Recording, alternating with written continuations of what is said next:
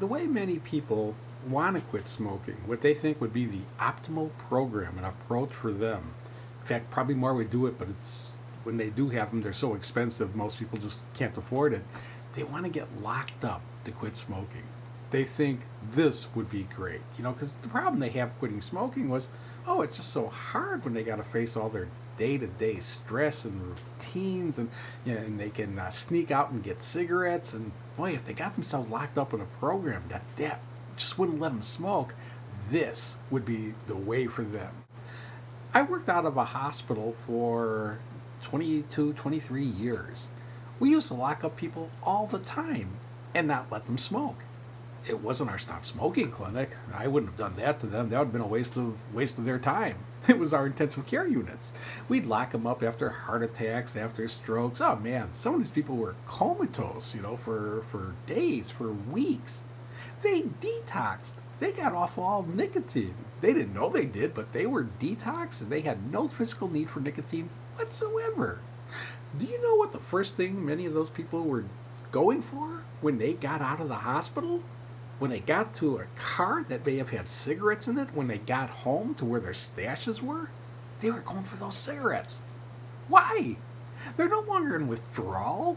They were over withdrawal days or weeks ago. They don't even know it. They didn't experience it. They were drugged up during the whole time period. Again, they were totally out of it. They had no physical need for nicotine right now, but they needed a cigarette. Why? Because these people never learned how not to smoke. They learned how to be prisoners without a cigarette. They learned how to be served hand and foot without a cigarette. They learned how maybe to chew food, but people may have been feeding them during this time period.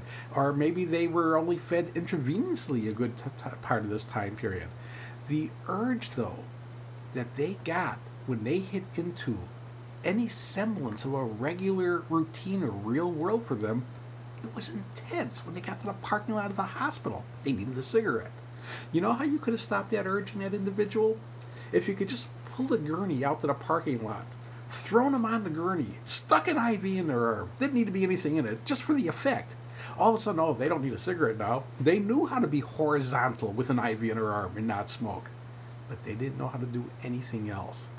Quitting smoking, it's a twofold process. It is detoxing. Yes, it is getting nicotine out of your system. That's part one. But then it's a matter of learning how to do your day-to-day life without smoking. And they didn't learn that in a locked-up environment. That's why I really prefer that people quit in the real world, facing normal times. I don't really want people to feel like they got to wait for vacation to quit smoking. I don't want accountants to wait until tax season is over to quit smoking. I want them to quit in the middle of tax season. If they quit after tax season, even if they get through, most of the year, fine. In the back of their mind, they're thinking, well, yeah, it was fine then, but wait till tax season. And they could panic at that point in time. If you quit under normal times, doing your normal routines, you are detoxing, that's happening, but you're also learning how to deal with little minor things, one after another. You're learning how to make your meals without a cigarette. You're learning how to drive your car. You're learning how to put on makeup. You're learning how to do your job. You're learning how to just, do everything you do in a 24-hour period on a day-to-day basis. You're learning one experience after another. And that's the trick with quitting smoking. It's doing things and proving to yourself that your life goes on without smoking. It's proving to yourself that everything you did as a smoker, you can do as an ex-smoker. That's crucial understanding. This is what stops people from even trying to quit, is the fear of all these things they have to give up because they can't smoke anymore. Well, first, it's not true they can't smoke anymore. You can smoke anytime you want. The issue is, do you want to be smoking anymore? And then the feeling that you have to give up this activity and that activity. I can never do this again. Or maybe it'll take me years to be able to do this.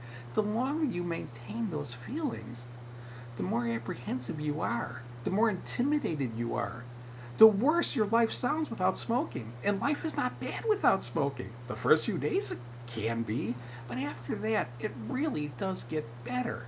And then it's a matter of learning to do all the things again. So getting yourself locked up to do it, again, it is such an artificial environment. It doesn't prep you for your world. The sooner you get prepped for it, the sooner you get over the anxiety. And the sooner you start to realize that your life becomes, comfortable, relatively, good. It's not saying if you had a horrible life before, having nothing to do without smoking, that's going to be a beautiful life now. No, you're just looking at those problems. But if you were getting through them before as a smoker, you'll still get through them without smoking. But in most cases, you'll find yourself getting through them in a much calmer, more tranquil state than you were when you were a smoker facing the same kind of problem life. But if you're having a relatively peaceful, calm time, it'll be relatively peaceful and calm. You don't have withdrawal just kicking in for no reason whatsoever, just because you went so long without a cigarette. So try to live your normal life when you are quitting smoking. Don't get yourself locked up to not smoke. Keep doing this by your choice. It's been your choice from the start once you quit smoking, to be able to stay smoke-free. And to keep that choice of being able to stay smoke-free now is as simple as, again, sticking to that commitment you originally made to never take another puff.